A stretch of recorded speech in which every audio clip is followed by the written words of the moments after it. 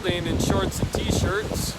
Today it's 22 degrees up here right now, and the wind is ripping. You can see behind me we have a whole bunch of trees down.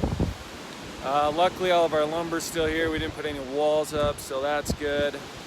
The trailer's still standing, so that's good too, but we actually have a tree on the tool trailer, and it's terrible.